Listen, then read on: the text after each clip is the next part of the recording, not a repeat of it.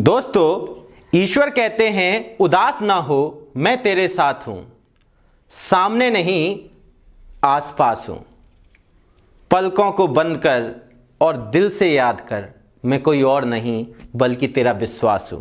इसी के साथ मैं हूं दिनेश यादव और एक बार फिर से आपका स्वागत है आपके अपने YouTube channel spartans learning media पर। Today we will discuss about the abnormal molar mass and van't Hoff factor.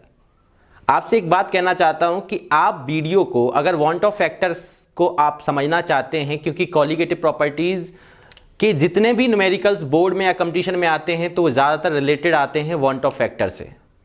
तो वीडियो को बिना स्किप किए आपको पूरा देखना है, तभी आप एक एक चीज को समझ पाएंगे। और उम्मीद करता हूं कि इस वीडियो में मैं आपको दोनों को बारीकी से समझाने की कोशिश करूंगा। तो बिना किसी देरी से स्टार्ट करते हैं। देखें, आप हेडिंग डालें एबनॉर्मल मोलर मास। आपको हेडिंग डालनी abnormal molar mass.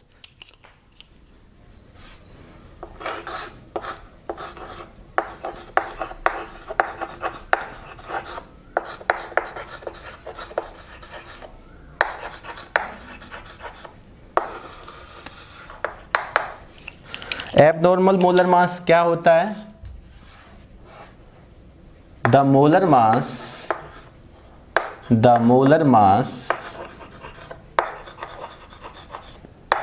which is calculated with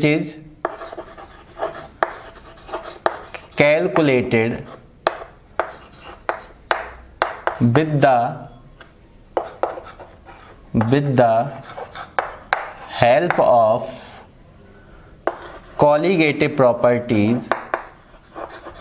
colligative properties is different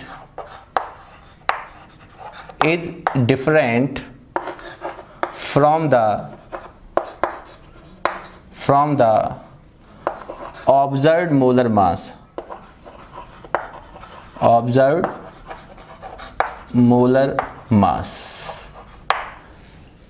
molar mass क्या है? हम लोगों ने 11th में मोल कॉन्सेप्ट में पढ़ रखा है कि मोलर मास क्या होता है। The mass of a 1 mole of compound, जिसमें आपने ग्राम एटॉमिक मास और ग्राम मॉलिक्यूलर मास को पढ़ा था। ठीक है, एटॉमिक सैंपल के लिए GAM gram atomic mass use करते थे और मॉलिक्यूलर सैंपल के लिए हम लोग ग्राम मॉलिक्यूलर मास यूज करते थे। तो वो जो मोलर मास होता है वो ऑब्जर्व्ड मोलर मास से अगर हम कॉलिगेटिव प्रॉपर्टीज को यूज करते हैं और कॉलिगेटिव प्रॉपर्टीज की हेल्प से जो हम मॉलिक्यूलर मास निकाल के लेके आते हैं, कैलकुलेट करते हैं, वो कैलकुलेटेड मोलर मास अगर ऑब्जर्व्ड मोलर मास से डिफर है तो इसी को हम लोग क्या बोलते हैं? Abnormal molar mass. अब ये कब एबनॉर्मल मोलर मास की क्या कंडीशन होती है, कैसे हमें ऑब्जर्व होता है? तो लिखेंगे this is observed any one of the following cases। कौन कौन से केस हो सकते हैं इनको आप ध्यान दें। First, when the solution is non-ideal। Non ideal solution और आइडियल सॉल्यूशन आप पढ़ चुके हैं। जब सॉल्यूशन नॉन आइडियल हो तब आपको एबनॉर्मल मोलर मास ऑब्जर्व हो सकता है। या when the solute undergoes dissociation। ठीक है, जब हम सॉल्वेंट में सॉलिड को डिसॉल्व कराते हैं तो डिसोसिएट अगर हो रहा है तो भी ये कंडीशन बन सकती है। when the solute undergoes association, या वो एसोसिएट हो रहा हो, डिसोसिएशन, अंडरगोज डिसोसिएशन, एसोसिएशन। तो ये 3 कंडीशन हैं जिसके दौरान हमें ऑब्जर्व होता है abnormal molar mass. Abnormal molar mass is observed when the solution is non ideal, when the solute undergoes dissociation और एसोसिएशन। तो एबनॉर्मल मोलर मास क्या होता है? The molar mass which is calculated with the help of colligative properties is different from the observed molar mass. तो यहां पे एक चीज आप ध्यान रखना, जो कैलकुलेटेड मोलर मास होता है इसको हम थ्योरेटिकल मोलर मास भी कहते हैं। ठीक है, तो यहां पे ध्यान रखने वाली चीज क्या है, आप यहां से ध्यान रख सकते हैं।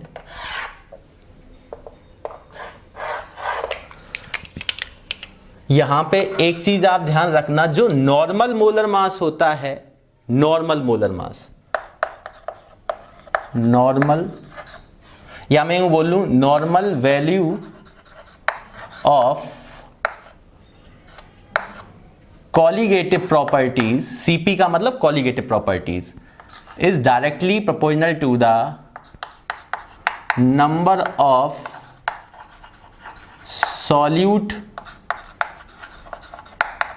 Particles taken. जो नॉर्मल वैल्यू होती कॉलिगेटिव प्रॉपर्टीज की, वो डिपेंड करती है number of solute particle taken, कितने आपने सॉल्यूट पार्टिकल सॉल्यूशन में आपके इन्वॉल्व हैं। सेकंड चीज आपको ध्यान रखनी, जो एबनॉर्मल मोलर मास होता है, या एबनॉर्मल मैं बात करूं, abnormal value of colligative properties directly proportional to the number of solute particles after dissociation or association, after dissociation or association।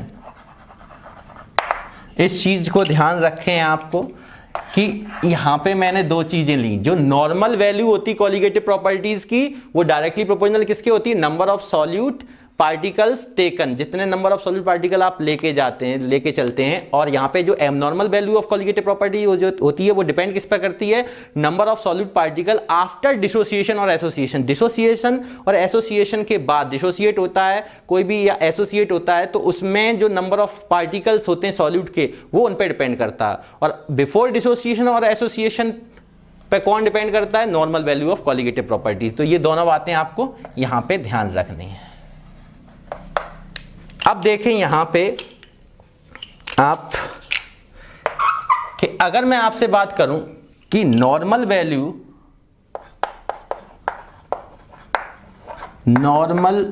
Value of CP colligative properties upon abnormal value of colligative properties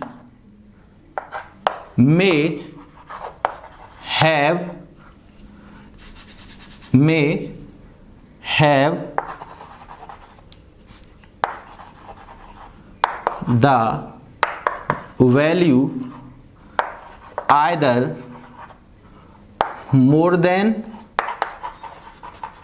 or less than 1। इन दोनों का जो ratio होता है, normal value of colligative properties और abnormal value of colligative properties का जो ratio होता है, उनकी जो वैल्यू होती है वो या तो मोर देन 1 होगी या लेस देन 1 होगी। ठीक। और यहां पे एक चीज और आप बता सकते हैं कि द रेशियो, क्या लिख सकते हैं, द रेशियो इज टर्म्ड, इस टर्म को किस नाम से जाना जाता है, the ratio is termed as van't Hoff factor, van't Hoff factor, I से रिप्रेजेंट करते हैं। Normal value of colligative property upon abnormal value of colligative property may have the value either more than or less than 1. The ratio is termed as want of factor which is represented as I। अब यहां से एक चीज और आपको ध्यान देनी है, छोटी सी। क्या ध्यान देनी, अभी मैं want of factor को आपको डिस्कस करने वाला हूं डिटेल में। यहां पे केवल मैंने आपको नॉर्मल और abnormal value of colligative properties से रिप्रेजेंट किया है। अभी यहाँ पे ये स्टार्टिंग है, ऐसा कुछ नहीं कि वांट ऑफ फैक्टर को यहीं से हम लोग खत्म करेंगे, ये आपका शुरुआत है, इसलिए वीडियो कंप्लीट देखें। अब मैं अगर बात करूं आपसे, एक चीज बताओ, एसोसिएशन और डिसोसिएशन को अगर मैं थोड़ा सा देखूं, एसोसिएशन, तो एसोसिएशन से आप क्या समझते हैं, एसोसिएट का मतलब जुड़ना, कंबाइंड होना। तो अगर सपोज करो मैंने यहां पे आपके पास, अगर मैंने A+ और B- दो आयन लिए और ये मिलकर अगर AB मॉलिक्यूल बना रहे हैं, तो यहां पे एक्चुअली में नंबर ऑफ आयंस कितने लेके, अब वो आयंस हो चाहे मॉलिक्यूल्स हो चाहे एटम हो, नंबर ऑफ पार्टिकल के नंबर तो वो देखे जाएंगे। तो before association number of particle कितने हैं? 2, 2 आयंस, और आफ्टर एसोसिएशन ये कितना है? 1 मॉलिक्यूल। तो नंबर ऑफ पार्टिकल इधर कितने हुए? 2, और यहां कितना हुआ? 1। तो आप मुझे बताओ कि यहां पे 2 आयंस मिलकर एक मॉलिक्यूल बना रहे हैं। तो आप मेरे को बता सकते हैं जो कॉलिगेटिव प्रॉपर्टीज होगी, कॉलिगेटिव प्रॉपर्टीज वो एक्चुअली डिपेंड किस पर करती है? तो आपको पता है कि कॉलिगेटिव जो प्रॉपर्टीज होती है वो डायरेक्टली प्रोपोर्शनल होती है क्वांटिटी ऑफ सॉल्यूट। भाई कॉलिगेटिव प्रॉपर्टीज क्या होती थी? The properties of very dilute solution which depends upon the number of solute particle but not depends upon the nature of solute particle. तो यहां नंबर ऑफ सॉल्यूट पार्टिकल कितने हैं? 2, और after association कितना है? 1। तो एक्चुअल में हमें यह देखना है कि एसोसिएट होने के दौरान हमारे पास कॉलिगेटिव प्रॉपर्टीज, तो क्वांटिटी क्या हुई? पहले हम दिख रहे थे हमें 2, जब हमने सॉल्यूट पार्टिकल 2 आयन को डिसॉल्व एसोसिएट कराया तो पता चला वो कितना हुआ? 1 मॉलिक्यूल उससे प्राप्त हुआ। तो अब ये नंबर ऑफ पार्टिकल लेस हुआ या मोर? तो दिख रहा 2 से 1 बना तो कम हुआ। तो अगर ये कम हुआ तो कॉलिगेटिव प्रॉपर्टी भी कम होगी। पर अभी 2 आयन से 1 मॉलिक्यूल बना, तो सिंपल चीज है, अगर मैं कोई भी चीज लेता हूं इसको 2 पार्ट में ये ब्रेक करके अगर आपको दिखाऊं ऐड करते हुए, तो ये काफी बड़ा एक मॉलिक्यूल बनेगा, तो इसका मोलर मास तो अपने आप हाई हो जाएगा। तो यहां पे मोलर मास ध्यान रखना, जो मोलर मास होता है वो मोलर मास कैसा होता है? ज्यादा। और अगर मैं बात करूं for dissociation, in case of dissociation association अभी और डिटेल में समझाएंगे, पर एक पॉइंट क्लियर करने के लिए मैं इसको समझा रहा हूं। तो अगर मैं डिसोसिएशन की बात करूं और सपोज करो मेरे पास ए बी एक मॉलिक्यूल था और ये 2 आयंस में अगर डिसोसिएट हो गया, तो अभी मैं देख रहा था 1 मॉलिक्यूल और प्राप्त कितने हुए? 2 आयंस। तो यहां पे बताओ मेरे पास नंबर ऑफ पार्टिकल इंक्रीज हुआ या डिक्रीज? तो एक मॉलिक्यूल से 2 आयन हुए तो नंबर ऑफ पार्टिकल तो इंक्रीज हुआ। अगर number of particle quantity of solute ज्यादा है तो सीपी ज्यादा। तो यहां पे कॉलिगेटिव प्रॉपर्टीज कैसी होगी? हायर। और कॉलिगेटिव प्रॉपर्टीज हायर है तो मोलर मास, जो मोलर मास होगा वो क्या होगा? यहां पे जो मोलर मास होगा वो मोलर मास इंक्रीज या डिक्रीज? तो कॉलिगेटिव प्रॉपर्टीज अगर मेरे पास यहां पे नंबर ऑफ पार्टिकल इंक्रीज हो रहे हैं तो ये इंक्रीज होगी। अब ये एक लार्ज मॉलिक्यूल था, 2 आयंस में ब्रेक डाउन हो गया, तो अगर मैं पार्टिकल के मोलर मास को देखूंगा तो एक मॉलिक्यूल जो एक आयन का जो मोलर मास होगा वो कैसा होगा? भाई डिसोसिएट होने के बाद आपके पास अलग अलग आयंस हैं, तो अगर किसी एक आयंस का देखेंगे तो क्या होगा? मोलर मास कम हो जाएगा। तो यहां पे मोलर मास क्या हुआ? डिक्रीज। तो ये चीज मैं क्यों बता रहा हूं यहां पे? क्योंकि आप यहां से गौर कीजिए कि यहां पे सीपी एसोसिएशन केस में जो कॉलिगेटिव प्रॉपर्टीज की वैल्यू डिक्रीज होती, मोलर मास इंक्रीज होता है, और डिसोसिएशन केस में कॉलिगेटिव प्रॉपर्टी इंक्रीज होती, मोलर मास डिक्रीज होता है, because of number of solute particles.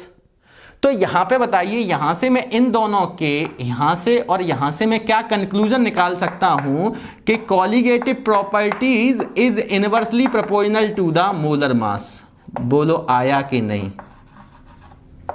आप मेरे को बताओ, जो कॉलिगेटिव प्रॉपर्टीज है वो इनवर्सली प्रोपोर्शनल किसके हो जाएगी? मोलर मास के। इस चीज को आपको ध्यान रखना है। कैसे आया? मैंने आपको एक एक चीज समझाई। ठीक है, एक बार जल्दी से आप इसको देख ले। मैंने कहा कॉलिगेटिव प्रॉपर्टीज क्या होती, तो आप बोलोगे एबनॉर्मल मोलर मास क्या होता, तो आप बोलोगे the molar mass which is calculated with the help of colligative properties is different from the observed molar mass. तो जो कॉलिगेटिव प्रॉपर्टीज की हेल्प से जो मोलर मास कैलकुलेट किया जाता है, दिस इज एबनॉर्मल। और एबनॉर्मल कब किस कंडीशन में शो होता है? This is observed any one of the following cases. First one is या तो सॉल्यूशन कैसा हो? Non ideal, when the solution is non ideal, या सॉल्यूट डिसोसिएट हो रहा हो, या associate, when the solute undergoes dissociation और एसोसिएशन। तो मैंने इसके बाद आपको ये चीज बताने के बाद मैंने क्या बताया है? द रेशियो ऑफ द, यहां पे normal value of colligative property depends on the number of solute particle taken. abnormal value of colligative property is directly proportional to the number of solute particle after dissociation or association। और इनके ratio को अगर मैं देखता हूं, normal value of colligative property upon abnormal value of colligative properties may have the value either more than or less than 1। this ratio is termed as want half factor is which is represented as I for colligative properties directly proportional to the number of solid particle या quantity of solute, that is for association. ध्यान रखना colligative properties क्या होती है, number of particle increase होंगे, colligative property increase होगी तो molar mass decrease होगा, क्योंकि मोलर मास और कॉलिगेटिव प्रॉपर्टी एक दूसरे के क्या होते हैं, इनवर्सली प्रोपोर्शनल होते हैं। तो एक बार आप इसका स्क्रीनशॉट ले लें।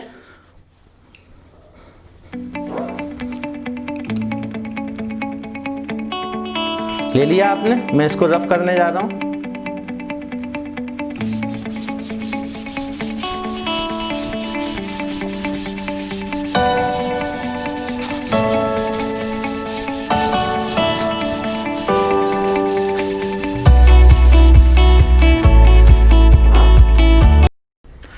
अब हम लोग देखेंगे वांट ऑफ फैक्टर। तो वांट ऑफ फैक्टर आप हेडिंग डालिए, काफी इंपॉर्टेंट है इसलिए ध्यान से देखिएगा।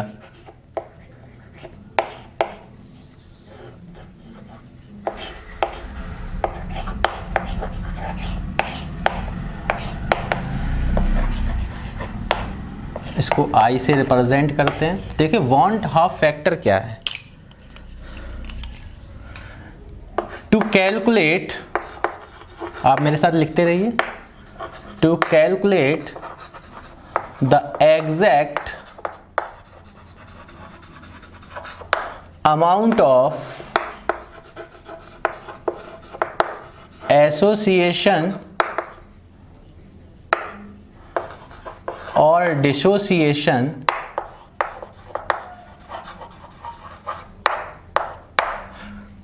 comma want of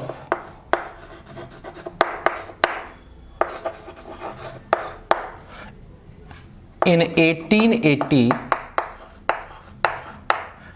introduced a factor which is known as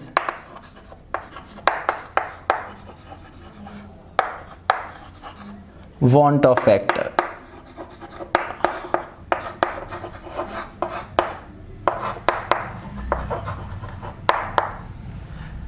इस चीज को ध्यान दें, to calculate the exact amount of association or dissociation in 1880 want of introduce a factor which is known as want of factor। ये कोई want of factor की definition नहीं है। अभी मैंने बताया 1880 में want of ने एक इंट्रोड्यूस किया था फैक्टर को, जिसको want of factor का नाम ही दिया गया, want of के नाम पे ही फैक्टर का नाम दिया गया। और यहाँ पे क्या इन्होंने कैलकुलेशन की थी, किसको, एग्जैक्ट कैलकुलेशन की थी एसोसिएशन और डिसोसिएशन के लिए। तो उसके लिए यहाँ पे एक्चुअल में ये डिफाइन क्या कर सकता है, तो हम ऐसे बोल सकते हैं want of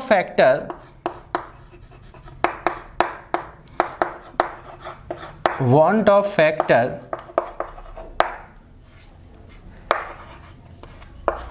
tells us about normal and abnormal molar mass। Want of factor tells us about the normal and abnormal molar mass। तो यहां से कुछ चीजें देखें, that is want of factor I equal, कैसे कैसे हम इसको डिफाइन कर सकते हैं, experimental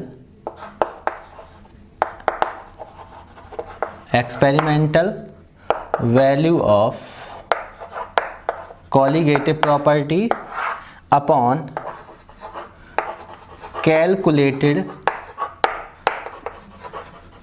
value of colligative properties.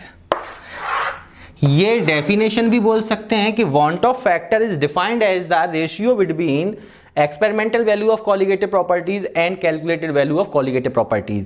इसको आप डेफिनेशन के रूप में भी इसका यूज कर सकते हैं। तो डिफाइन भी कर सकते हैं कि want of factor is defined as the ratio between the experimental value of colligative properties and calculated value of colligative properties।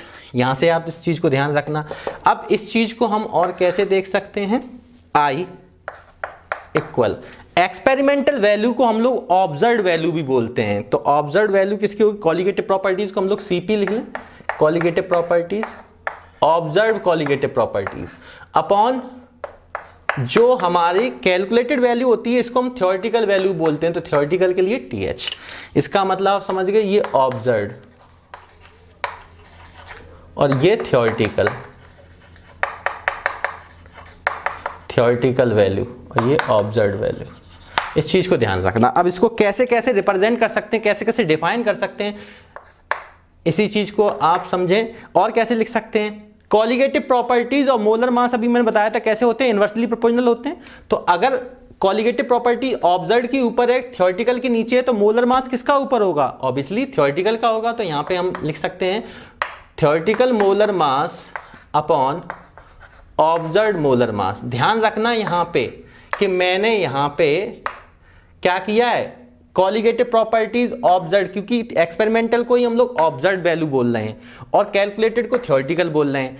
तो कॉलिगेटिव प्रॉपर्टीज और मोलिकुलर मास कैसा होता है? मोलर मास इनवर्सली प्रोपोर्शनल होता है। तो ध्यान रखना है कि ऑब्जर्व्ड वैल्यू का जो मोलर मास होगा वो कहां आएगा? अपॉन में, और थ्योरेटिकल का जो मोलर मास होगा वो कहां जाएगा? क्योंकि 1 अपॉन थ्योरेटिकल, यहां 1 upon molecular weight of observed. तो जब आप देखेंगे तो इनवर्सली प्रोपोर्शनल होने के कारण आप समझ रहे होंगे कि ऑब्जर्व्ड और थ्योरेटिकल कॉलिगेटिव प्रॉपर्टीज का जो रेशियो है वो थ्योरेटिकल अपॉन ऑब्जर्व्ड हो जाएगा in terms of molar mass. तो इस चीज को ऐसे भी ध्यान रख सकते हैं, मतलब हम डिफाइन कर सकते हैं कि वांट ऑफ फैक्टर कईयों में से डिफाइन कर सकते हैं। अब बहुत से लोग ऐसे भी कर लेते हैं, मान लो सपोज करो कि यहां पे इस चीज को ऐसे भी लिख लेते हैं, मान लो प्रेशर का टर्म्स दिया है तो कुछ ऐसे भी दिखा सकते हैं कि ऑब्जर्व्ड केवल मोलर मास और ये एक दूसरे के इनवर्सली होते हैं, बाद बाकी में किसी में नहीं चलेगा, बाद बाकी हमेशा ऑब्जर्व्ड ऊपर और थ्योरेटिकल वैल्यू नीचे। तो हो सकता है प्रेशर गिवन हो तो आप pressure observed pressure upon theoretical pressure लेके चल सकते हो या कैलकुलेटेड, ठीक है, थ्योरेटिकल। हो सकता है आपको लोअरिंग इन वेपर प्रेशर दिया हो तो lowering in vapour pressure observed value लेके चल सकते हो अपॉन में theoretical lowering of vapour pressure calculated या थ्योरेटिकल, ठीक है। हो सकता है ये कैलकुलेटेड भी लिखा होता है कहीं कहीं, हो सकता है कि आपको लोअरिंग ऑफ वेपर प्रेशर के टर्म्स में ना देखे, एलिवेशन इन बॉइलिंग पॉइंट के टर्म्स में दे, डेल्टा टीवी किसका? ऑब्जर्व्ड अपॉन डेल्टा टीवी किसका? कैलकुलेटेड या थ्योरेटिकल। हो सकता है एलिवेशन इन बॉइलिंग पॉइंट ना देके डिप्रेशन इन फ्रीजिंग पॉइंट के टर्म्स में दे, तो यहां पे थ्योरेटिकल या कैलकुलेटेड और यहां पे ऑब्जर्व्ड। कईयों वे से इसको रिप्रेजेंट किया जाता। हो सकता है आपको ऑस्मोटिक प्रेशर के टर्म्स में दे तो observed osmotic pressure upon theoretical osmotic pressure, तो पाई ऑस्मोटिक प्रेशर किसका? Observed upon theoretical. तो इतने वे से हम इसको क्या कर सकते हैं? रिप्रेजेंट कर सकते हैं। इन चीजों को ध्यान रखना आप। और एक्चुअल में क्या होता है वो भी हम समझ लें यहां पे कि अगर मैं यहां देखना चाहूं तो एक्चुअल क्या है? आई। तो आई यहां पे पता क्या बताता है अपने को? Actual number of solute particle या actual number of particle taken in a solution. तो हम लोग क्या बोलेंगे? Actual number of particles in a solution, ठीक है, upon number of solute particles taken, number of particles taken. Actual solution में कितना नंबर ऑफ पार्टिकल है और टोटल जो पार्टिकल आप लेके चले थे वो कितने हैं, ये। पर इससे भी ज्यादा जो यूज होता है बुक्स में, इसको हम ऐसे भी दिखा सकते हैं। सपोज करो यहां पे हम इसको ऐसे भी दिखा सकते हैं, जो ज्यादातर लोग यूज करते हैं, कि यहां पे हमने लिखा है ये जो है एक्चुअल नंबर ऑफ पार्टिकल किसके अंदर होने चाहिए? सॉल्यूशन में, और जितने पार्टिकल हम लेके चल रहे हैं टोटल नंबर ऑफ पार्टिकल। तो हम इसको ऐसे भी दिखा सकते हैं, कुछ लोग इसको ऐसे दिखा देते हैं टोटल नंबर ऑफ पार्टिकल्स, क्या दिखाएंगे, या टोटल नंबर ऑफ मोल्स, ऐसे करके दिखा दो। यहां पे है आई, तो I equal total number of moles of solute, total number of moles of solute after dissociation oblique association, या तो डिसोसिएशन हो रहा होगा या एसोसिएशन हो रहा होगा, ठीक है ना। यहां मैंने शॉर्ट में डिसोसिएशन को लिख दिया है और यहां पे लिखेंगे total number of moles of solute before dissociation oblique association. एक जगह एसोसिएशन मैंने शॉर्ट में यहाँ फुल लिख दिया, या डिसोसिएशन शॉर्ट में यहाँ फुल लिख दिया, आप समझ सकते हैं। तो ये एक्चुअल फॉर्मूला कुछ जगह लिखा होता है आपका, ठीक है ना, इसको आप ध्यान दीजिएगा। अब इसका क्या मतलब है, मैं इसको देखो और आराम से आपको एग्जाम्पल के तरीके से बता रहा हूं। ध्यान रखना कुछ चीजें। फॉर इलेक्ट्रोलाइट,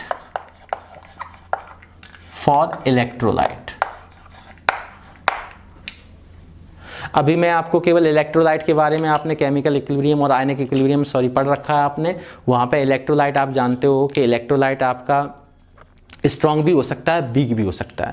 जो स्ट्रॉन्ग इलेक्ट्रोलाइट होते हैं वो कंप्लीटली कैसे होते हैं, आयनाइजेबल हो सकते हैं, और जो वीक इलेक्ट्रोलाइट होते हैं वो कंप्लीटली आयनाइज नहीं होते हैं। तो यहाँ पे जो इलेक्ट्रोलाइट की बात मैं करूँ तो जैसे मैंने कहा कि मैंने ए पार्टिकल लिया, डिसॉल्व कराया, और ये डिसोसिएट नहीं हुआ, ना तो डिसोसिएट हुआ ना ही एसोसिएट हुआ।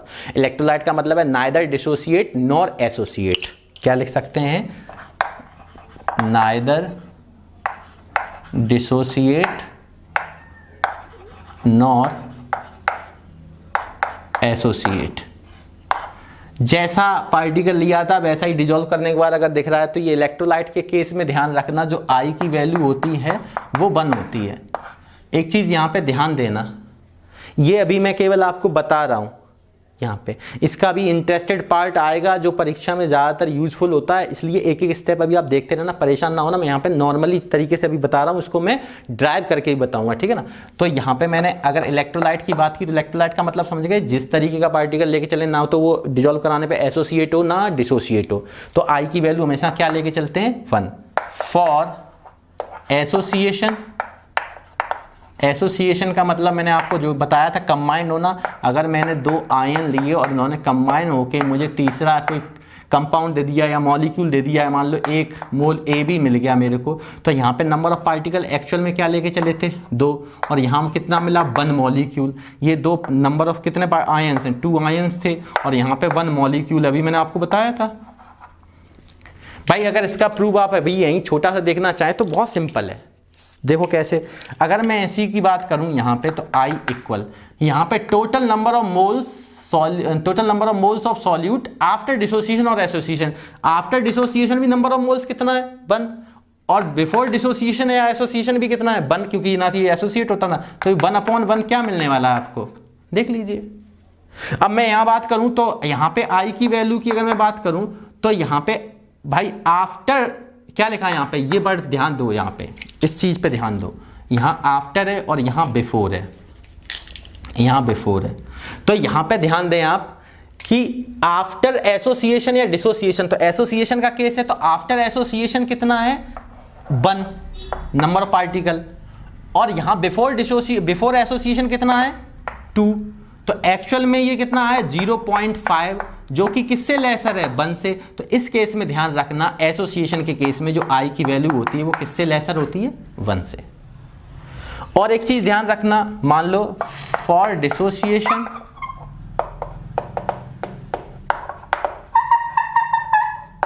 डिसोसिएशन के केस में मान लो मेरे पास ए बी मॉलिक्यूल था और इसको मैंने डिसोसिएट करा दिया, ठीक है। अब ये बना गया A+ और डिसोसिएट करने के बाद आयन दिए, तो अभी कितना मॉलिक्यूल था, 1 मॉलिक्यूल, और यहाँ पे कितने आयन्स हुए, 2 आयन्स डिसोसिएट होने के बाद। तो मुझे तो I की वैल्यू अब क्या होगी, तो अब बात आई डिसोसिएशन की, तो आफ्टर डिसोसिएशन ऊपर टोटल नंबर ऑफ मोल्स लेके चलने, तो आफ्टर डिसोसिएशन कितने नंबर ऑफ मोल्स हैं, 2, और बिफोर डिसोसिएशन कितने थे, 1, तो ये कितना आया, 2, जो कि ग्रेटर किससे होता, 1 से। तो ध्यान रखना कि डिसोसिएशन के केस में I की जो वैल्यू होती है वो क्या होती है, ग्रेटर देन 1। ये चीजें 3 ध्यान रखना। बात समझ में आई कि नहीं, इस चीज को आप ध्यान रखना। जैसे मैं इसका बहुत एक फेवरेट केस है डिसोसिएशन का, अगर मैं यहां समझाना चाहूं आपको, इतना चीज आप एक बार स्क्रीनशॉट ले लें, फिर थोड़ी सी जगह मिल जानी चाहिए। ठीक है, मैं रफ कर रहा हूं।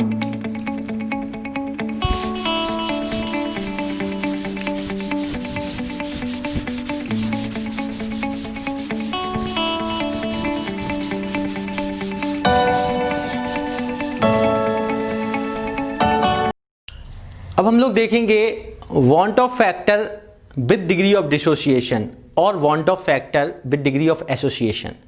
अभी हमने केवल छोटा सा पार्ट देखा कि एसोसिएशन में आई क्या होता है, डिसोसिएशन में आई क्या होता है, इलेक्ट्रोलाइट के लिए आई क्या होता है।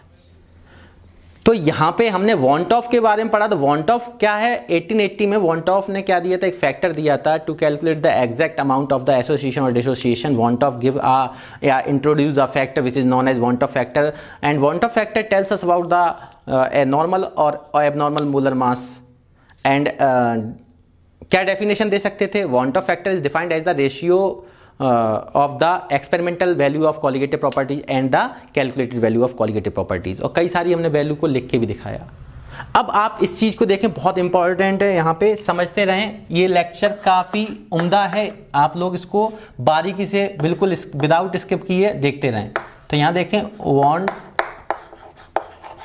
Of factor and degree of dissociation, इसको समझें। वांट ऑफ फैक्टर आई और डिग्री ऑफ डिसोसिएशन अल्फा क्या है, इसको ध्यान दें आप। जैसे मैंने कहा, कंसीडर किया, कंसीडर कोई भी एक इक्वेशन ली, कंसीडर इक्वेशन क्या लिया मैंने, मुझे डिसोसिएट करना है। तो डिसोसिएट करेंगे अगर आप, तो मैंने एक लार्ज मॉलिक्यूल लिया, सपोज करो AN, इसको मैंने डिसोसिएट करता हुआ दिखाया, तो ये नंबर ऑफ A दिया। मतलब यहां पे आपको लग रहा है ना कि AN, मान लो यहाँ 2 होता तो ये 2A हो जाता, 3A होता तो ये 3A हो जाता। तो यहाँ पे हमने डिसोसिएट करके दिखाया। एट t टाइम 0 इनिशियली, जिसको हम लोग इनिशियली बोलते, प्रारंभ में क्या होगा, मान लो इसके कितना मोल है, 1 मोल। अगर ये 1 मोल है तो शुरुआत में अगर ये 1 मोल है, ठीक है, तो यहाँ पे कितना होगा शुरुआत में, भाई प्रोडक्ट तो 0 होगा ना। जब हमने रिएक्शन स्टार्ट ही नहीं की तो शुरुआत में क्या होगा, टाइम 0 पे प्रोडक्ट 0। अब एट इक्विलिब्रियम या आफ्टर टी टाइम क्या होगा, यहाँ पे मान लो इसका कितना डिसोसिएट हुआ, ये अल्फा डिसोसिएशन है, तो ये रिमेनिंग कितना होगा, 1 माइनस अल्फा। जब एक एटम अल्फा डिसोसिएट हो रहा है, एक का अल्फा है, मतलब कि सिंपल चीज है कि जब हमारे पास एक कितना डिसोसिएट हो रहा है, अल्फा, एक कितना हो रहा है, अल्फा डिसोसिएट हो रहा है, तो n मॉलिक्यूल कितने होंगे, n अल्फा। ठीक है, तो यहां पे ये क्या आ जाएगा, n। तो यहां पे सोचने वाली बात ये है, अब -1 माइनस n अल्फा मत करना, एक कितना डिसोसिएट हो रहा है वो चीज आप माइनस करेंगे यहां पे। ठीक है, अब यहां पे देखें कि अगर मैं वांट ऑफ फैक्टर की बात करूं, तो अभी मैंने आपको लिखाया था वांट ऑफ फैक्टर क्या होते हैं, total number of moles of the solute after dissociation upon total number of moles of the solute before dissociation. क्योंकि डिसोसिएशन का केस है तो डिसोसिएशन को लेके चलेंगे। तो यहां पे लिखा था number of moles of solute after dissociation upon number of moles of solute before dissociation. यहां थोड़ा ध्यान दें आप लोग, ये मैं बार बार नहीं लिखूंगा, फॉर्मूला मैं पीछे बता चुका हूं। एसोसिएशन का केस होगा तो यहां एसोसिएशन आ जाएगा। तो यहां पे आई की वैल्यू, अब number of moles after dissociation कितना है, तो आप देखो डिसोसिएट होने के बाद नंबर ऑफ मोल्स कितने हैं, एन अल्फा। आपके माइंड में ये आ रहा होगा, पर एक्चुअल में इसके साथ हमें क्या लेके चलना है, 1 minus alpha plus n alpha. Sir ऐसा क्यों, आफ्टर डिसोसिएशन तो ये है भाई, शुरुआत में तो डिसोसिएट हुआ नहीं, आती टाइम बाद कितना डिसोसिएट हुआ। तो भैया जिस कंटेनर में ये डाला गया है डिसोसिएट, इसको कराया गया है, उस कंटेनर में रिमेनिंग पार्ट भी तो बचा हुआ है। पार्ट तो भैया इसका भी कुछ ना कुछ है। अगर मान लो ये 20% डिसोसिएट हुआ तो 80% ये रिमेनिंग है कि नहीं है। तो टोटल यहां लेते, टोटल नंबर ऑफ मोल्स, हमने फॉर्मूला लिखा था वहां, टोटल नंबर ऑफ मोल्स। तो टोटल नंबर ऑफ मोल्स की बात आएगी तो जितना ये डिसोसिएट हुआ जितना ये रिमेन हुआ, कंटेनर में दोनों है, दोनों को plus sign, total number of moles of solute before dissociation, और डिसोसिएशन से पहले कितना था, ये तो 0 ही था, ये कितना था 1। तो यहां से देखें I इक्वल क्या आ जाएगा 1 minus alpha plus n alpha. अगर मैं यहां से आपको दिखाऊं तो यहां पे हम लोग क्या लिख सकते हैं, I इक्वल 1, यहां पे प्लस का अल्फा कॉमन ले लो, तो अल्फा कॉमन लेंगे तो ये प्लस का n है और माइनस का 1 है। तो यहां से अगर आप देखना चाहेंगे तो I की वैल्यू आपके पास ये आ गई। अब आप चाहें, आप अगर आपकी इच्छा है तो आप यहां से आप ऐसे भी लिख सकते हैं, अल्फा इक्वल क्या आ जाएगा, तो आप देखेंगे तो यहां से आप देखेंगे n माइनस अल्फा इक्वल आ जाएगा I माइनस 1, तो alpha equal I minus 1 upon n minus 1। तो ये क्या है, degree of dissociation, degree of dissociation. ठीक है, I want Hoff factor n क्या है, number of dissociate moles of solute, number of moles of solute after dissociate. तो dissociate होने वाले जो नंबर हैं सॉल्यूट के वो कितने हैं, वांट ऑफ फैक्टर, ये डिग्री ऑफ डिसोसिएशन, या ये रिलेशन ज़्यादा बेहतर। ठीक है, अब इसी के साथ साथ मैं एक चीज़ और देख ले रहा हूँ। अगर मैं बात करूँ आपसे, ये अपना पहला मान लो van't Hoff factor and degree of dissociation. अब मैं बात करूँ सेकंड की कि I एंड बीटा, या मैं ऐसे कर लूं want Hoff factor and degree of association, इसको मैं बीटा नाम दे, अल्फा भी लेके चल सकते हो, कई सारी बुक में अल्फा भी लिखा, मैं बीटा ले रहा हूं। अब मैंने एसोसिएशन का केस बनाया तो कंसीडर किया मैंने, इसका रिवर्स कर लो आप लोग, एन मॉलिक्यूल लेके चले थे ए के, और पॉलीमराइज होके मान लो ये क्या बन गया, एक मॉलिक्यूल, ये सभी मॉलिक्यूल पॉलीमराइज हुए और क्या बन गया, अब यहाँ 2 लेके चलेंगे तो यहाँ डाइमर बन जाएगा, 3 लेके चलेंगे तो ट्राइमर बन जाएगा। ठीक है, तो शुरुआत में वही चीज आपको करनी t टाइम 0 पे और t इक्वल t टाइम पे। तो t टाइम 0 पे अभी ये कितने मोल हैं, n, ठीक है, और यहां पे कितना है 0, अभी कितने मोल हैं n। अगर मैं इसके बन की बात करूं, आप मेरी बात समझना यहां पे, अगर मैं इसके बन मोल की बात करूं तो अभी शुरुआत में ये 0 है, अगर मान लो ये अल्फा डिसोसिएट हो जाए, कितना डिसोसिएट हो जाए, अल्फा, तो यहां क्या मिलेगा आपको 1 माइनस अल्फा, पर n पे कितना था मेरे पास अल्फा, अगर n पे ये अल्फा डिसोसिएट होता है तो बताओ 1 पे कितना डिसोसिएट होगा, अल्फा बाई n। भाई n पे ये अल्फा डिसोसिएट हुआ तो 1 पे कितना होगा, अल्फा बाई n। तो एक, क्योंकि पॉलीमराइज हो गया, इस चीज को ध्यान रखना, n पे अल्फा डिसोसिएशन है तो 1 के लिए कितना होगा, अल्फा बाई n। तो यहां से देखिए I कैसे निकालते, total number of moles of solute after dissociation कितना है, 1 minus alpha plus alpha upon n, और अपॉन में बिफोर डिसोसिएशन कितना है 1।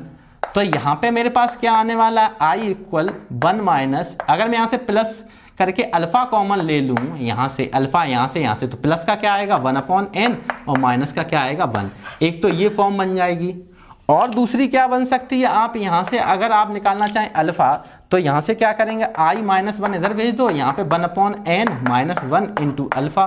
तो यहां से बताओ मेरे को अल्फा क्या आ जाएगा आपके पास, I minus 1 upon n minus 1। अब यहां पे एक्चुअली मैं लेके चला हूं बीटा, तो आप यहां लेके चल सकते हो बीटा, यहां लेके चल सकते हो बीटा, यहां लेके चल सकते हो बीटा, अल्फा भी ले लो, कोई गलत नहीं है, पर डिसोसिएशन एसोसिएशन का सिंबल थोड़ा चेंज करने के लिए मैं ऐसे करा रहा हूं, यहां बीटा तो यहां चलेगा बीटा, तो यहां भी चलेगा बीटा। और ये क्या है, डिग्री ऑफ एसोसिएशन, ये क्या है, डिग्री ऑफ एसोसिएशन। ठीक है, वांट ऑफ फैक्टर और n, जो जितने मॉलिक्यूल्स आपके एसोसिएट हुए, ये एसोसिएशन वाले नंबर ऑफ सॉल्यूट मोल्स हैं, और ये क्या है, डिसोसिएशन वाले। ठीक है, ये चीज ध्यान रखना। अब यहां पे ध्यान रखने का जो तरीका, अगर मान लो फॉर्मूला भूलते तो एक तरीका देखें, यहां पे देखो I को और यहां देखो I को, जहां पे n है वहां पे यहां पे 1 अपॉन n है। अब यहां पे तुम अल्फा लेके चल सकते हो, यहां भी अल्फा लेके चल सकते हो, कोई बड़ी बात नहीं, तो अल्फा आप पूरे में लेके चलते, पर मैंने डिसोसिएशन एसोसिएशन का सिंबल चेंज किया, मान लो आप अल्फा लेके चलते तो आप पूरे में अल्फा आता, तो केवल अंतर किसका होता, n का, यहां n तो वहां 1 अपॉन n। ऐसे करके यहां देख लो, या तो I माइनस 1 n की जगह क्या आया 1 अपॉन n। समझ में आ रहा है? तो ये मेरे पास दो फॉर्मूले हैं यहां पे। अब विद द हेल्प ऑफ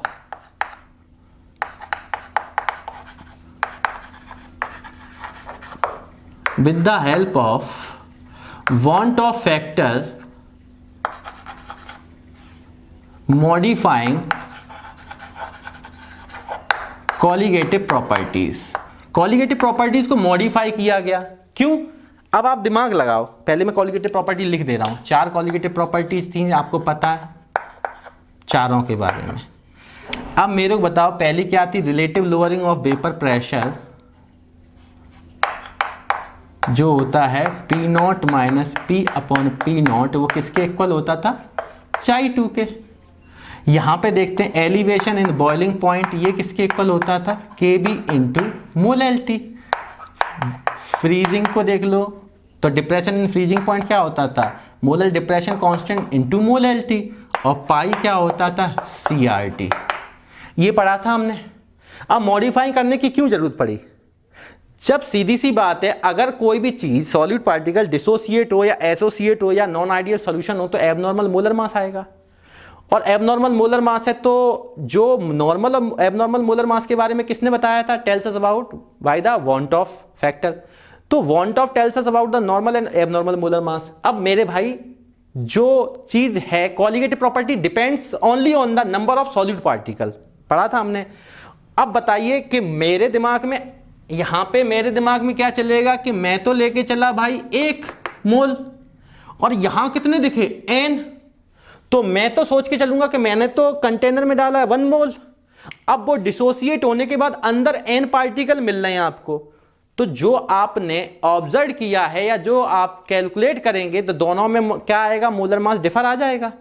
और ध्यान दीजिए आप इस बात का कि चाहे ये प्रॉपर्टी में से कोई प्रॉपर्टी देखो चारों में से, Chi2 क्या होता है? N2 upon N1 plus N2। तो N2 क्या है? Number of moles of solute. Molality क्या होता है? Number of moles of solute present in 1 kg of solvent, यहां भी वही चीज। और C क्या होता है? Number of moles of solute present in 1 litre of solution. तो आप देखें हर किसी में number of moles of solute आ रहा है कि नहीं आ रहा है? तो अगर number of moles of solute हम एसोसिएशन केस में अगर देखेंगे, लेके चले थे क्या 2 और जुड़ने के बाद बन गया 1। भाई हमने जैसे सपोज करो कि मेरे पास यहां पे ध्यान दो, थोड़ा सा इधर कैमरा दिखा दे कि अगर मैंने यहां पे एक एग्जांपल लिया, सपोज करो अच्छा एग्जांपल है 12th में, कि मैंने यहां पे 2 मोल एसिटिक एसिड लिया जिसको आप इथेनोइक एसिड ही बोलते हैं, और ये बेंजीन सॉल्वेंट में, वाटर में नहीं ले रहा हूं मैं, बेंजीन में ये जब जाता है तो बेंजीन में ये डायमराइज हो जाता है और ये क्या दे देता है? CH3COOH का होल ट्वाइस। एक्चुअल में कैसे होता है वो भी समझ लें। अपने पास ये CH3 C double bond O single bond OH, ऐसे ही आप इसको देख लें CH3 यहाँ पे डबल बॉन्ड O और यहाँ पे सिंगल बॉन्ड OH। अब यहाँ पे ये हाइड्रोजन और ये मोर इलेक्ट्रोनेगेटिव एलिमेंट ये क्या बना लेंगे? Hydrogen bonding. तो ड्यू टू हाइड्रोजन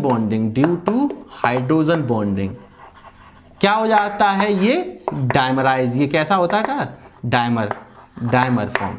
तो डायमराइज होने का मतलब आप समझ रहे कि यहां पे ये डायमराइज क्यों हुआ? हाइड्रोजन बॉन्डिंग की वजह से। अब जैसे ये डायमराइज हुआ तो हम लेके चले थे 2 मोल और मिला इसका 1 मोल, तो किसमें चेंजमेंट आया? नंबर ऑफ पार्टिकल में चेंजमेंट आया। नंबर ऑफ पार्टिकल अगर चेंज होंगे तो सीधी सी बात है कि आपका पूरा का पूरा कॉलिगेटिव प्रॉपर्टी भी चेंज हो जाएगी, क्योंकि colligative property depends upon the number of particles. तो यहां ध्यान रखना कि वो चेंजमेंट ना हो, इसलिए हम लोग किसका यूज करते हैं? बॉन्ट ऑफ फैक्टर का। कि अगर हम बॉन्ट ऑफ फैक्टर यहां लेके चलें और अगर कोई चेंजमेंट आया है तो बॉन्ट ऑफ फैक्टर का क्या कर देंगे? मल्टीपल। अब मान लो यहां पे मैं लेके चला था कितना, आई की अगर मैं वैल्यू निकालूं तो यहाँ पे कितना मुझे दिख रहा है आफ्टर डिसोसिएशन 1 और लेके चला था 2, तो 0.5। अब जो चेंजमेंट आएगा वो कितने का आएगा? 0.5 का। अगर आई का मल्टीपल हो रहा है तो वो रियल आपकी वैल्यू आ जाएगी कॉलिगेटिव प्रॉपर्टीज की। तो इनको मॉडिफाई कर दिया था क्योंकि सभी में number of solid particle present है। नंबर ऑफ सॉलिड पार्टिकल अगर चेंज होंगे तो कॉलिगेटिव प्रॉपर्टी चेंज होगी, और वो चेंजमेंट ना उस पर दिखाई दे, इसलिए इसको किसका यूज किया था? बॉन्ट ऑफ फैक्टर का। तो यहाँ पे इसको मॉडिफाई करके क्या फॉर्मूला बन गया था? I इंटू, ठीक है, यहां पे इनटू का साइन लगा लें आप। तो ये हमारे मॉडिफाइंग फॉर्मूले हैं। क्यों जरूरत पड़ी मैंने आपको समझाने की कोशिश की ठीक है, एक बार स्क्रीनशॉट ले लें, अभी थोड़ा सा और है, मैं रफ करने जा रहा हूं।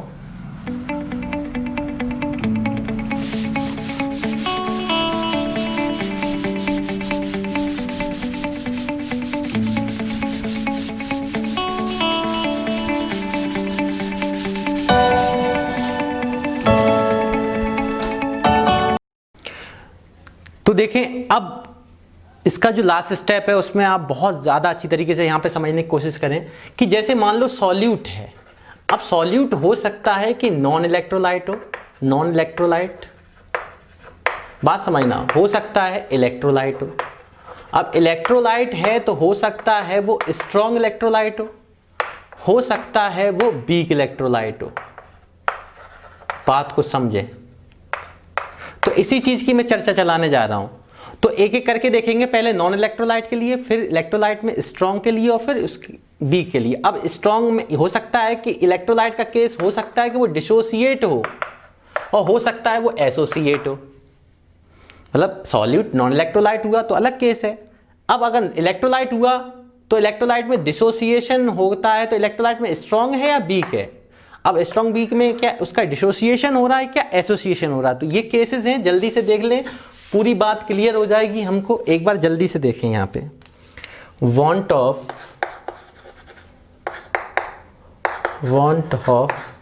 फैक्टर, ठीक है।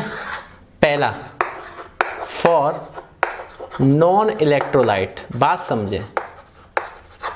नॉन इलेक्ट्रोलाइट का मतलब समझ गए कि इट इज नॉट आयनाइज्ड। ये कैसे होते हैं, दे आर नॉट आयनाइज्ड। तो यहां पे एक्चुअली जो अल्फा होता है वो क्या होता है, ये जब आयनाइज्ड ही नहीं होंगे तो डिग्री ऑफ डिसोसिएशन क्या लिया जाएगा, 0। मतलब इट इज, यहां पे लिख सकते हैं इट इज नॉट आयनाइज्ड। तो बताओ आई क्या हो जाएगा, आई इक्वल, अभी हमने पढ़ा था 1 प्लस का n-1 इंटू अल्फा। अब यहां से i इक्वल 1 प्लस का n-1, अल्फा कितना है, 0। तो ये i की वैल्यू कितनी आ गई, 1। तो ध्यान रखना, नॉन इलेक्ट्रोलाइट के केस में हमेशा और हमेशा जो वांट ऑफ फैक्टर की वैल्यू है वो 1 लेके चलोगे। अब इसमें कौन कौन हो सकते हैं, और यहां से एक चीज और ध्यान रखना, यहां से एक चीज और ध्यान रखना कि अभी हमने पढ़ा था मोलर मास के टर्म्स में, molar mass of the theoretical upon molar mass of the observed. ये हमें कैसे ध्यान है, क्योंकि अगर मैं बात करता कॉलिगेटिव प्रॉपर्टी की तो ऑब्जर्व्ड ऊपर होता और थ्योरेटिकल नीचे होता। मैंने आपको बताया था कि कॉलिगेटिव प्रॉपर्टी और मोलर मास कैसे होते हैं, इनवर्सली प्रोपोर्शनल। तो ये पढ़ा था। अब अगर इसकी आई के बराबर ये था और आई की वैल्यू अगर हमारी 1 है, अगर आई की इक्वल ये होता है और आई की वैल्यू 1 है, तो यहां पर बताओ मॉलिक्यूलर थ्योरेटिकल मोलर मास और ऑब्जर्व्ड मोलर मास कैसे आने वाले हैं आपके पास, इक्वल। भाई यहां से अगर ये बन के इक्वल है तो theoretical molar mass equal observed molar mass. और एक चीज ध्यान रखना, मोलर मास और वेपर डेंसिटी में जानते हो 2 टाइम्स का रिलेशन होता है, molar mass 2 into vapour density. तो यहां पे वेपर डेंसिटी के टर्म्स में अगर आ जाए vapour density, theoretical vapour density equal observed vapour density, ये रिलेशन भी यहां से निकल सकता है। इस चीज को आप ध्यान देना। अब इसमें कौन कौन आ सकते हैं, फॉर एग्जाम्पल देखो, ग्लूकोज भी हो सकता है, सुक्रोज भी हो सकता है, यूरिया भी हो सकता है, और mostly organic compound, mostly organic compound. बोलो क्लियर हुआ। जैसे मैंने ऑर्गेनिक कंपाउंड ग्लूकोज लिया, C6H12O6, अभी तक आपने जितना भी पढ़ रखा है साइंस में, अभी तक केमिस्ट्री में कुछ भी पढ़ रखा है, कभी देखा इसको वाटर में वाटर में ये डिसॉल्व होगा पर डिसोसिएट नहीं होता ना एसोसिएट होता। कभी आपने सुना कि ये आयंस में carbon 6 carbon ion, 12 hydrogen ion ऐसे कभी टूटता देखा, नहीं। तो ये डिसॉल्व तो होता है पर डिसोसिएट या एसोसिएट नहीं होता है, ठीक है। तो नॉन इलेक्ट्रोलाइट क्या होते हैं, नाइदर डिसोसिएट नॉर एसोसिएट, ठीक है। तो जितने भी ये चीजें हैं ये सभी डिसॉल्व होंगी पर डिसोसिएट या एसोसिएट नहीं होंगी, इसलिए आई की वैल्यू क्या होती है, 1। डिग्री ऑफ डिसोसिएशन या एसोसिएशन भी ले सकते थे, बीटा इक्वल 0 भी ले सकते थे, यहाँ पे वो कितना होता है, 0, क्योंकि इट इज नॉट आयनाइज्ड। तो इस चीज को आपने ध्यान रखना है। अगला आपको एक चीज और ध्यान रखनी है, क्या कि अगर मैं बात करूं किसके लिए था, फॉर नॉन इलेक्ट्रोलाइट, अब मैं बात कर रहा हूं फॉर इलेक्ट्रोलाइट। और इलेक्ट्रोलाइट में भी मैं अगर बात करूं डिसोसिएशन की, फॉर डिसोसिएशन, तो मैं इसको, आप एक बार स्क्रीनशॉट ले लें, यहां पे इसको स्क्रीनशॉट ले लें, मैं इसको रफ कर दूं, ठीक है। तो यहां पे मैं इसको रफ करने जा रहा हूं, जल्दी से स्क्रीनशॉट ले लें। अब देखें फॉर इलेक्ट्रोलाइट। अब इलेक्ट्रोलाइट का केस जो होता है वो डिसोसिएशन के लिए पहले देख ले रहे हैं। फॉर डिसोसिएशन तो डिसोसिएशन हो सकता है स्ट्रॉन्ग इलेक्ट्रोलाइट का है कि वीक इलेक्ट्रोलाइट का है, तो पहले हम इसके अंदर लेके चल रहे हैं फॉर स्ट्रॉन्ग इलेक्ट्रोलाइट। क्या? Strong electrolyte. अब यहाँ ध्यान दें, स्ट्रॉन्ग इलेक्ट्रोलाइट आपके कौन कौन होते हैं? स्ट्रॉन्ग एसिड भी होते हैं, स्ट्रॉन्ग बेस भी होते हैं, ऑल सॉल्ट्स भी होते हैं।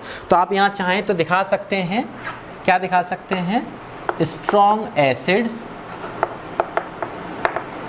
स्ट्रॉन्ग एसिड जैसे for example HCl, HBr, HI, HNO3, H2SO4, ठीक है, HClO4 एंड ETC। ध्यान दो, स्ट्रॉन्ग बेस भी हो सकते हैं आपके स्ट्रॉन्ग इलेक्ट्रोलाइट। स्ट्रॉन्ग बेस जैसे फॉर एग्जांपल बताइए आप, जैसे NaOH, KOH और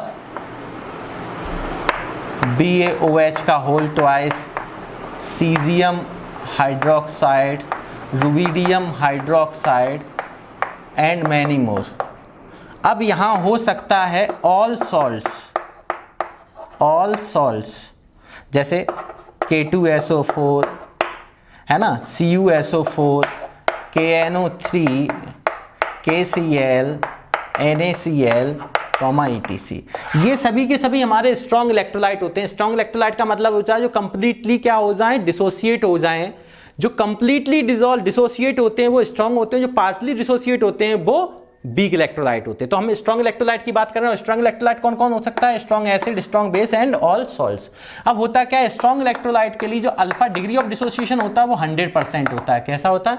100%। और अभी 100% का मतलब आप जानते हो 100 × 1/100 दैट मीन्स 1। अल्फा कितना होगा यहाँ? 1।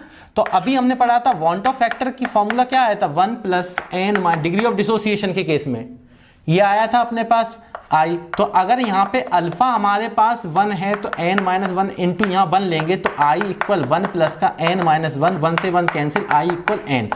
मतलब सिंपल सी चीज है, जितना यहाँ पे n होगा, ठीक है, number of solute particle dissociate जितने होंगे उतना ही उसका वॉन्ट ऑफ फैक्टर होगा। जैसे फॉर एग्जांपल इसको देख लें, जैसे मैंने लिया K2SO4। अब K2SO4 अगर डिसोसिएट होगा तो 2K+ में और सल्फेट 2- में होता, सब लोग जानते हैं। यहाँ पे नंबर कितना डिसोसिएट हो रहा है? ये n की वैल्यू कितनी है? 3।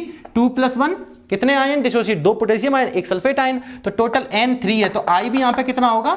3, क्योंकि I किसके इक्वल होता है? n के इक्वल होता है। जैसे मैंने आपसे कहा, सपोज करो NaCl है। अब NaCl डिसोसिएट किसमें होता है? Na+ का Cl-। अब यहाँ पे आपने देखा कितना डिसोसिएट हुआ? n की वैल्यू 2, तो I भी यहाँ पे लेके चलेंगे 2। यहाँ पे फॉर्मूले में रखने की जरूरत नहीं, क्योंकि अल्फा ऑलवेज स्ट्रॉन्ग इलेक्ट्रोलाइट के लिए कैसा होता है? जो स्ट्रॉन्ग इलेक्ट्रोलाइट होते हैं वहाँ पे अल्फा डिग्री ऑफ डिसोसिएशन 100% होता है, दैट मीन या नियरली अबाउट 100%। तो वहाँ पे अल्फा जो लेके चलते हैं 1 लेके चलते, तो वहाँ I इक्वल क्या हमेशा आता है? जो n होगा वही I होगा। समझ में आ रहा वॉन्ट ऑफ फैक्टर के बारे में? अब अगर मैं बात करूं यहाँ पे, अगर मैं बात करूं, यहीं पे थोड़ी सी जगह है अपने पास, अगर मैं यहाँ पे बात कर लूं किसके लिए? For weak electrolyte. अब बताओ डिसोसिएशन का ही केस चल रहा है। फॉर डिसोसिएशन का ही केस चल रहा है, पर यहां डिसोसिएशन का केस किसके लिए था? स्ट्रॉन्ग इलेक्ट्रोलाइट के लिए। अब हम लोग पढ़ रहे हैं सेकंड, फॉर वीक इलेक्ट्रोलाइट। अब वीक इलेक्ट्रोलाइट कौन कौन होते हैं आप बताइए मेरे को? वीक एसिड और वीक बेस, ठीक है। तो वीक एसिड और वीक बेस, अब ये कौन कौन होते हैं आपके पास? यहां पे वीक बेस कौन कौन से होते हैं? जैसे बताइए मेरे को। अमोनियम हाइड्रोक्साइड, अमोनिया बेस होता है, पर वीक क्योंकि वाटर के साथ रिएक्ट करके तो ये भी अमोनियम हाइड्रोक्साइड बना लेता है। इसके लोन पेयर हाइड्रोजन आयन को क्या करते हैं? एक्सेप्ट करते हैं। और कौन कौन हो सकता है बताइए? जैसे मैंने कहा जिंक हाइड्रोक्साइड, और कौन होता है? कैल्शियम हाइड्रोक्साइड, और FeOH का होल थ्राइस, और कई सारे आप ले सकते हैं, AlOH का होल थ्राइस, ETC। ये सभी हमारे क्या है? वीक इलेक्ट्रोलाइट हैं, ठीक है ना। अब मैं बात करता हूं, अगर यहाँ पे वीक बेस हैं ये सभी, ये क्या है? Weak base. और यहाँ पे अगर मैं वीक एसिड की बात करूं, अगर मैं वीक एसिड की, तो वीक एसिड कौन कौन से होते हैं आप बताइए? ध्यान रखना, कौन वीक एसिड है कौन वीक बेस है, इस पे आप लोग इसको लर्न नहीं रखेंगे। इसके लिए कोई भी ऐसी कोई तरीका नहीं है जिसको देख के आप बता सकें कि वीक है कि स्ट्रॉन्ग, क्योंकि बचपन से आपने थोड़े बहुत पढ़ रखे होते हैं HCl, HNO3, H2SO4 ये सब स्ट्रॉन्ग है। पर यहाँ ध्यान रखना, क्योंकि यहाँ पे डिसोसिएशन जो इनका आयनाइजेशन कांस्टेंट Ka होता है, अगर Ka की वैल्यू जितनी ज़्यादा हायर है वो उतना ज़्यादा स्ट्रॉन्ग होता है, जितना ज़्यादा वीक है उतना ज़्यादा वो मतलब कि लेस है उतना ज़्यादा वो वीक होता है। डिपेंड करता है Ka की वैल्यू पर। Ka क्या होता है? आयनाइजेशन कांस्टेंट, जो आपने कहाँ पढ़ा था? इक्विलिब्रियम में। तो इस चीज़ को ध्यान देना। तो यहाँ पे वीक एसिड कौन कौन से हो सकते हैं? फॉर एग्जाम्पल जैसे मैंने कहा HCN, आप सबको पता है, CH3COOH पता है, एस्टिक एसिड या इथेनॉइक एसिड बोलते हैं, ये फॉर्मिक एसिड भी होता है।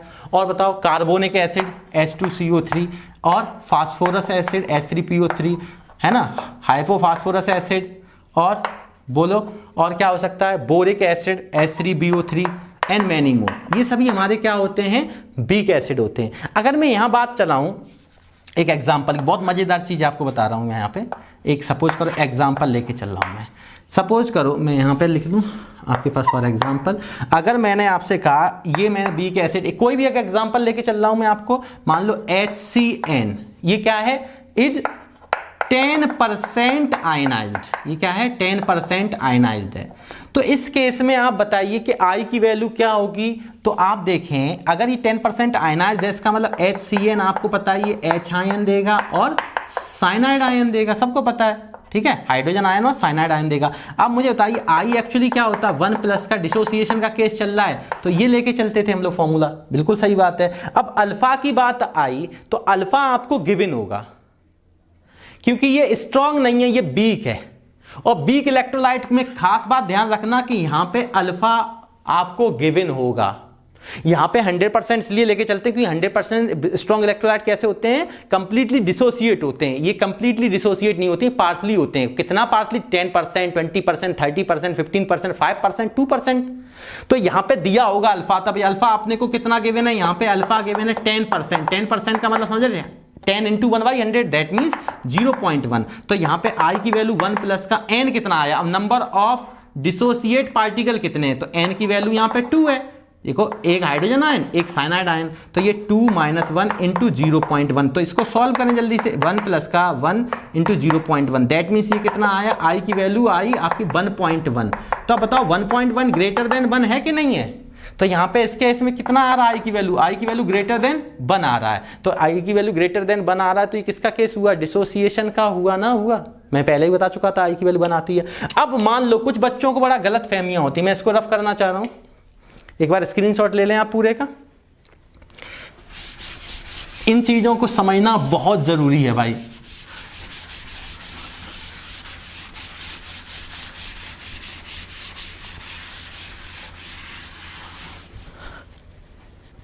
अब आपको लगा यहां पे देखो कि अगर मैंने एक एग्जांपल और लिया, सपोज करो, जिससे आप एक गलत फहमी में और रहते हैं, जैसे मैंने कहा H2SO4 इज आयनाइज्ड या H2SO4 इज 95% आयनाइज्ड। अब आपने कहा सर H2SO4 तो एक स्ट्रॉन्ग एसिड और strong acid is the example of strong electrolyte, तो अल्फा डिग्री ऑफ डिसोसिएशन 100%, तो इसके लिए I और N की वैल्यू सेम होगी। अगर H2SO4 को तोड़ेंगे तो 2H+ एक सल्फेट आयन, तो N की वैल्यू 3 आएगी, तो I की वैल्यू 3 हो जाएगी। बिल्कुल गलत। यहां इसने खुद कंपोजिशन दी हुई है। जब कंपोजिशन देगा तो आपको उसके अकॉर्डिंग वर्क करना, ये मैं समझाना चाहता था। स्ट्रॉन्ग एसिड देख के स्ट्रॉन्ग इलेक्ट्रोलाइट करते हुए ज्यादा डायरेक्ट टिक मत लगाना। तो यहां पे ध्यान रखना 95% है, तो इसका मतलब आप समझ गए ना, अल्फा कितना? 95% का मतलब समझे 0.95। अब ये 0.95 है तो I की वैल्यू क्या होती है आपको पता है? 1+ का अल्फा n - 1 × अल्फा। अब 1+ का n की वैल्यू अगर अभी आपने देखा तो किस में टूटता था? 2H+ में टूटता है और 5 सल्फेट आयन में। तो यहाँ पे n की वैल्यू कितनी है? 2H आयन और ये 3, तो 3 - 1 × अल्फा 0.95। अगर मैं इसको देखूंगा I की वैल्यू यहां से कैलकुलेट करना चाहूं तो 1+ का 2 × 0.95 आ जाएगा। इसको सॉल्व कर लो यार, 2 5 जा 10, 2 9 जा 18 और 119, इतना आ गया। एक बार चेक कर लेना, मेरा मतलब केवल समझाना है। तो यहाँ पे I की वैल्यू क्या? I greater than 1। तो ये भी किसका केस हुआ? डिसोसिएशन। ठीक है, तो जरूरी नहीं है यहाँ पे आई की वैल्यू आपकी वही आती। यहाँ पे देखो n3 था, आई कितना है 2.9, अप्रोक्सीमेट इक्वल है पर 100% नहीं, क्योंकि ये 100% डिसोसिएट नहीं हो रहा, तो इस चीज को ध्यान रखना। अब एक चीज और केस बचा है, अगर मान लो मैं अब बात कर ले रहा हूं सेकंड केस की, इसमें जब मैंने बताया डिसोसिएशन के लिए वीक इलेक्ट्रोलाइट स्ट्रॉन्ग इलेक्ट्रोलाइट खत्म हुए, अब मैं बात कर रहा हूं फॉर एसोसिएशन। तो एसोसिएशन का केस और देख लें। एसोसिएशन के केस में आप बताएं मेरे को, सबसे पहले तो आई की वैल्यू क्या हम लोग लेते थे एसोसिएशन में, वांट ऑफ फैक्टर 1 प्लस का 1/n-1 इंटू बीटा, क्योंकि डिग्री बीटा क्या होता है अपने पास, अभी आपको पता है बीटा डिग्री ऑफ एसोसिएशन, और अल्फा क्या होता था डिग्री ऑफ डिसोसिएशन। ठीक है, अब आप दोनों जगह अल्फा भी लेके चल सकते हैं, दोनों जगह बीटा भी लेके चल सकते हैं, ऐसा कुछ नहीं है कि आप अल्फा बीटा ही लेके चलें। अब बात आई आपको यहां पे कि एसोसिएशन, और एक चीज ध्यान रखना, डिसोसिएशन के केस में m theoretical upon m observed, molar mass theoretical, और ये क्या होता है ग्रेटर देन क्या होता है 1, भाई ये क्या होता है, ये इक्वल क्या होता है i। अब i की वैल्यू अगर ग्रेटर देन 1 है तो ये भी क्या होगा ग्रेटर देन 1। अगर ये ग्रेटर देन 1 है तो आपको पता है कि m डैश थ्योरेटिकल ग्रेटर होगा किससे, मोलर मास ऑफ ऑब्जर्व्ड, इस चीज को ध्यान देना। और अगर ये होगा तो vapour density of theoretical is greater than vapour density of observed vapour density से यहाँ पे वेपर डेंसिटी, ये चीज भी ध्यान देना। अब मैं बात कर रहा हूँ एसोसिएशन के केस में, तो अगर मैं एसोसिएशन के केस की मैं बात करूं, सपोज करो मेरे पास मैंने एग्जांपल लिया यहाँ पे, फॉर एग्जांपल मैंने अभी बताया था एस्टिक एसिड जो होता है वो डायमराइज होता है बेंजीन में, तो हम लोग यहाँ पे क्या कर ले रहे हैं CH3COOH इज डायमराइज, तो यहाँ पे dimerised in benzene up to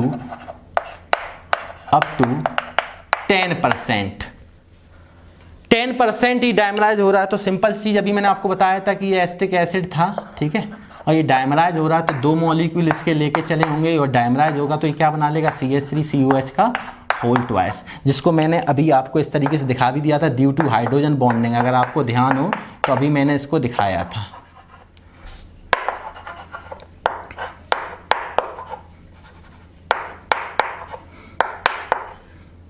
यहाँ पे आपको पता है यहाँ पे क्या आता है हाइड्रोजन बॉन्डिंग, तो हाइड्रोजन बॉन्डिंग वजह से 1 और 2 मॉलिक्यूल आपस में डायमराइज हो जाते हैं। तो यहाँ पे अगर ये 10% डायमराइज्ड है 10%, तो 10% डायमराइज का मतलब क्या हुआ, तो इसको देखें कि अल्फा की वैल्यू कितनी दी है 10% का मतलब 0.1, ये तो समझते हो ना परसेंट कैसे निकालते हैं, 1/100। तो अब मुझे बताए आई की वैल्यू 1 प्लस का 1/n-1 इंटू बीटा। अब बीटा की वैल्यू है यहाँ पे, मैं इसको क्योंकि बीटा मान चुका था, अल्फा मानता तो अल्फा लेके चलता। तो बताइए बीटा दिखाया, आई निकालना है तो 1, एन कितना, ये क्या है, वहां पे एन कहलाता number of solid particle after dissociation, यहां है number of solid particle before, मतलब number of solid particle associated number of solid particle, या how much solid particle is associated. तो यहां कितना सॉलिड पार्टिकल एसोसिएट हो रहा है 2, यहां पे वो देखने जो एसोसिएट हो रहे हैं, वहां पे डिसोसिएट होने के बाद देख रहे थे, तो यहां पे कितना हो रहा है 2, 1/2 -1, और बीटा कितना 0.1। सॉल्व कर लो यार इसको, आई इक्वल 1 प्लस का ये कितना हो जाएगा आप बताइए जल्दी से, 1 माइनस का 1/2 इंटू 0.1, तो इसको सॉल्व करिए, आई की वैल्यू आ जाएगी 1 प्लस माइनस और ये कितना हो जाएगा 0.1/2, तो ये 2 माइनस 0.1 कितना है 2, तो ये कितना आ जाएगा यहाँ पे 9, और यहाँ पे कितना आया, यहाँ पे 2.0 था और यहाँ पे 0.1, यहाँ पे यहाँ 9 और यहाँ आया 1.9/2 आया, और इसको सॉल्व कर लें कितना आ जाएगा 0.95 के समथिंग आएगा। तो आई की वैल्यू 0.95 आई। अब बताओ अगर आई 0.95 आया, ये लेसर है या ग्रेटर है, तो यहां से अपने आप दिख रहा है कि यह क्या है लेसर है। तो एसोसिएशन के केस में मैंने अभी आपको बताया था आई की वैल्यू कैसी आनी चाहिए, लेसर देन 1। तो देखो प्रैक्टिकली हमने इसको ड्राइव भी कर लिया कि आई की वैल्यू कितनी आ रही, लेसर देन 1 आ रही। मेरे भाई इस वीडियो को जिस बच्चे ने कंप्लीट शुरुआत से लेके एंड तक देखा है, मैंने पूरी कोशिश की है कि एबनॉर्मल मोलर मास को कैसे डिफाइन करते हैं और वहाँ से वांट ऑफ फैक्टर कैसे जन्मा और वांट ऑफ फैक्टर को किस किस वे में हम लोग किस किस रेशियो में डिफाइन कर सकते हैं, किस वे से हम इलेक्ट्रोलाइट एसोसिएशन और डिसोसिएशन के लिए आई की वैल्यू क्या होती है, उसमें degree of dissociation van't Hoff factor के लिए क्या रिप्रेजेंट करता है, डिग्री ऑफ एसोसिएशन क्या रिप्रेजेंट करता है। अब अगर सॉल्यूट आपका इलेक्ट्रोलाइट भी हो सकता है, नॉन इलेक्ट्रोलाइट भी हो सकता है। नॉन इलेक्ट्रोलाइट के केस में तो हमें कुछ देखना ही नहीं है, ठीक है। अल्फा हमेशा क्या लेके चलेंगे 0, तो आई की वैल्यू हमेशा क्या आएगी 1। और डिसोसिएशन के केस में अब वो हो सकता है नॉन इलेक्ट्रोलाइट, अगर नहीं है इलेक्ट्रोलाइट है तो इलेक्ट्रोलाइट वो वीक भी हो सकता है, स्ट्रॉन्ग भी हो सकता है, स्ट्रॉन्ग में वो एसोसिएट भी हो सकता है, डिसोसिएट भी हो सकता है। तो वो सारी चीज़ें मैंने आपको क्लियर कराने की कोशिश की है, बहुत मेहनत से पढ़ाया है इस चीज़ को, लास्ट लेक्चर था और ये बच्चों को जल्दी क्लियर नहीं होता है। तो उम्मीद है कि आपने इस चीज़ को बार बार देखना, जिनको चीज़ कोई क्लियर नहीं तो वापस से आप देख सकते हैं। फिर भी मैंने बहुत बार एग्जांपल दे देने की कोशिश की आपको अच्छी तरीके से सिखाने की। और अगर आपको सबको ये सब बेहतर लग रहा हो तो please share, subscribe and like, ठीक है। कमेंट करके ज़रूर बताएं कि आपको ये वीडियो कैसे लगा, ठीक है। इसी के साथ जय हिंद, जय भारत, थैंक यू।